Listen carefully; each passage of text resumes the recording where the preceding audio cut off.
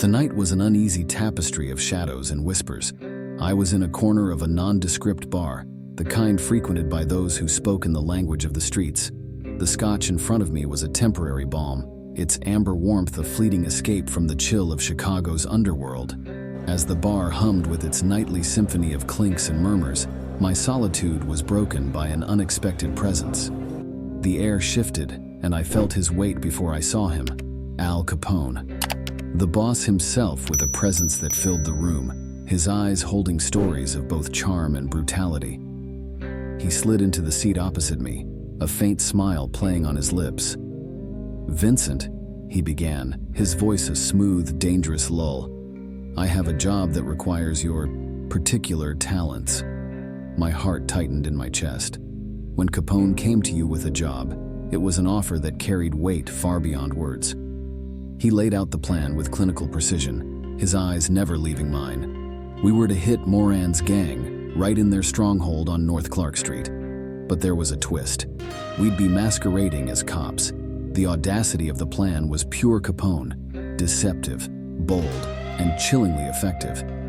As Capone spoke, the bar seemed to recede into a distant blur. My mind raced with the implications of what he was asking. This wasn't just another turf skirmish. It was a declaration, a move that would send shockwaves through the city's underworld.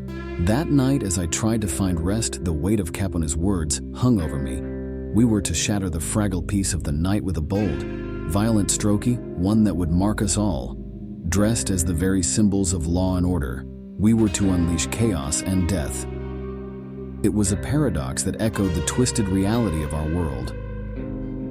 As dawn crept over the city, painting the sky in hues of crimson and gold, I realized the gravity of what lay ahead. This was not just a mission. It was a pivotal moment in the history of our dark trade. Capone had set the stage, and we were his players, about to perform in a deadly act that would forever alter the course of our lives. The morning air was biting as we approached the garage on North Clark Street. Dressed in stolen police uniforms, each of us carried an aura of false authority. The badges felt heavy on our chests, symbols of the law we were about to mock. We rehearsed our roles silently in our minds, perfecting the facade of policemen on a routine raid. The unsuspecting men inside the garage were easy targets, caught in the daily motions of their clandestine operations. As we burst through the door, I felt a surge of adrenaline. "Police, hands up!" I shouted with feigned confidence. The men, surprised and disarmed, complied without hesitation, lining up against the wall. Their faces registered shock, then realization, as the trap we had set became clear. What happened next was a blur of noise and chaos. The Thompson submachine guns roared to life in our hands, spitting death with mechanical indifference. The air was thick with gunpowder and fear. Bullets ricocheted off the concrete walls, filling the garage with the thunderous sound of our betrayal. I saw the men fall one by one, their bodies crumpling under the relentless hail of lead. As the last echoes of gunfire faded, a deafening silence engulfed us. The garage had transformed into a macabre scene of destruction, the air heavy with the stench of blood and spent ammunition. We had executed our plan with chilling efficiency, leaving behind a grim testament to Capone's ruthless command. Our escape was frantic yet methodical. We shed our police guises, discarding them like the snake sheds its skin, and slipped away into the maze of Chicago's streets. The getaway car's engine hummed a low, steady rhythm, a stark contrast to the pounding of our hearts. As we vanished into the city, I knew we had crossed a threshold. The massacre at North Clark Street would forever be a shadow hanging over our lives, a moment of irreversible transformation. The echoes of the gunfire lingered in my ears long after we left the garage. The world outside was oblivious to the horror that had just unfolded within those cold, concrete walls. We drove away in silence, the gravity of our actions hanging over us like a dark shroud. As I sat in the back of the car, the police uniform I wore felt like a costume of betrayal. I looked at my hands, still trembling from the adrenaline and the horror of what they had just done. The faces of the men we had gunned down haunted me, their final moments etched in my memory. The streets of Chicago passed by in a blur, each corner a reminder of the life I once knew, now tainted by the violence I had helped unleash. The city had always been a place of tough choices and survival, but this was a new depth, a darkness that went beyond the struggles of turf wars and power plays. I thought of Capone, the man who had orchestrated this bloody ballet. In his quest for control, he had turned us into monsters, pawns in a game where the stakes were life and death. I wondered if he felt the weight of our deeds, or if, for him, it was just another move in his grand strategy.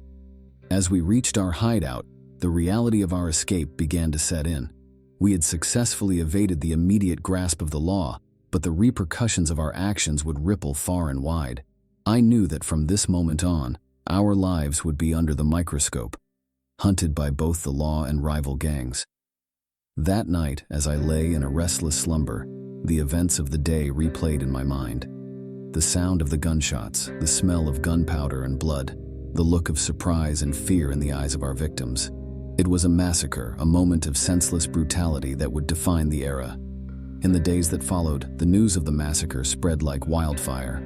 The public outcry was immense.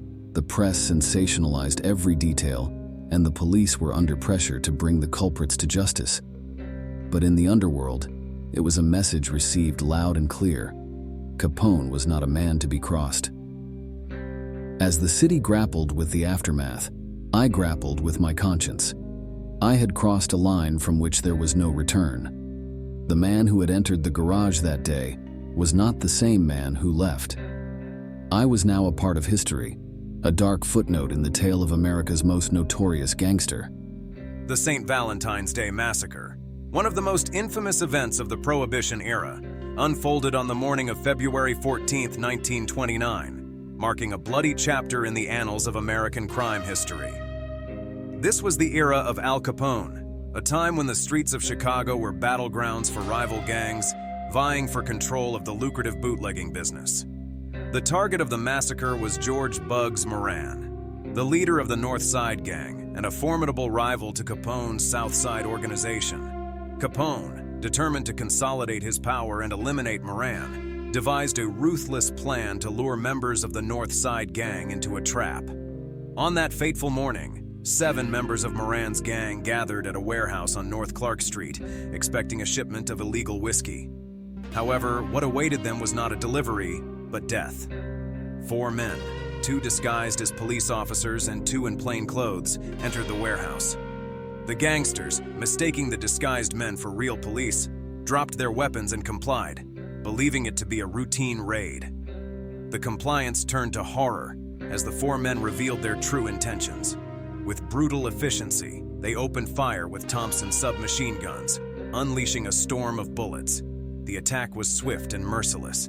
Within minutes, the floor of the warehouse was littered with bodies, a gruesome tableau of Capone's ruthless bid for domination. Remarkably, the massacre did not result in the immediate downfall of Moran's gang or the instant rise of Capone's. In fact, Moran survived, having fortuitously arrived late to the meeting. However, the massacre significantly weakened his position in the Chicago underworld. As for Capone, while he was widely suspected of orchestrating the massacre, he was never formally charged. The event, however, did lead to increased law enforcement attention on Capone and his activities, eventually contributing to his downfall. The St. Valentine's Day Massacre remains a stark symbol of the violence and lawlessness of the Prohibition era, a reminder of the dark side of the American dream and the cost of unchecked ambition and greed.